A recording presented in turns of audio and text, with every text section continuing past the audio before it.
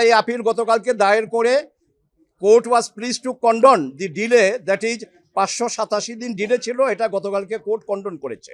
Condone করার পরে এই আপিলটা সেকশনে গিয়েছে এবং সেখানে নাম্বার পড়েছে। আজকে আবার এটা আমরা লিস্টে এনে আজকে আমরা জামিনের জন্য মুভ করেছি। তো কোর্ট দয়াপরবশ হয়ে আপিল শুনানির জন্য গ্রহণ করেছেন।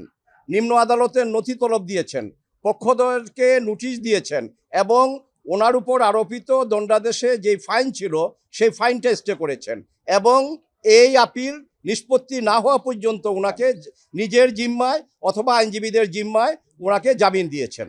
আমরা কোর্টের কাছে কৃতজ্ঞ এবং আমি এই জামিনের ব্যাপারটা মুভ করতে গিয়ে বা আপিলটা দায়ের করতে গিয়ে আমি যেটা দেখেছি সেটা হলো যে এটা দুর্বিসন্ধমূলক একটা মামলা। ওনার বিরুদ্ধে কেন, এখানে জনাব তারেক রহমান সাহেবের বিরুদ্ধে যে অভিযোগ আনা হয়েছে সেটাও এই মামলা আইনতভাবে প্রমাণ হয়নি, কারণ উনি জ্ঞাতসারে এটা মেলাফাইডি কোনো প্রপার্টি উনি অ্যাকোয়ার করেননি এবং যেই প্রপার্টি উনি স্টেটমেন্টে দেখিয়েছেন সেটা ওনার বৈধ সম্পত্তি, বৈধ আয়ের সম্পত্তি। কাজে শুধুমাত্র রাজনৈতিকভাবে হেয় প্রতিপন্ন করার জন্য এবং ওনাকে দণ্ডাদেশ দিয়ে রাজনীতি থেকে বিরত রাখার জন্য এই মামলার উদ্ভব এবং এই মামলা সাজা দেওয়া হয়েছে। আমার বিশ্বাস যে আমরা পরিপূর্ণ হিয়ারিং যখন করতে পারবো, শুধু ডক্টর ম্যাডাম জোবাইদা রহমান না, তারেক রহমান সাহেবকে ইনশাল্লাহ আমরা এই মামলা খালাস করতে পারবো।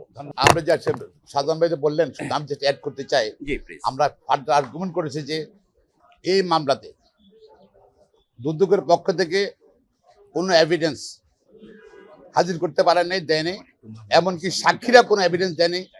তারেক রহমান সাহেব বা জোবাইদা রহমান কোনো অবৈধ উপায়ে অশুদ্ধ উপায়ে দুর্নীতির মধ্যে কোনো সম্পদ অর্জন করেছে। Not a single word has been mention in the whole মানে কেসের মধ্যে। সুতরাং কিছু কেস অফ নো এভিডেন্স আমরা বলেছি এটা, এবং এটা মিথ্যা হবে রাজনৈতিক জিয়া পরিবারকে রাজনৈতিক হেয় প্রতিপন্ন করার জন্য তারেক রহমান সাহেব এবং ডক্টর জোবাইদা রহমানকে এই মামলায় সাজা দেওয়া হয়েছে। এর সম্পূর্ণ রাজনৈতিক উদ্দেশ্য মেলা ফায়ারি, এটাই আমরা বলেছি এটা।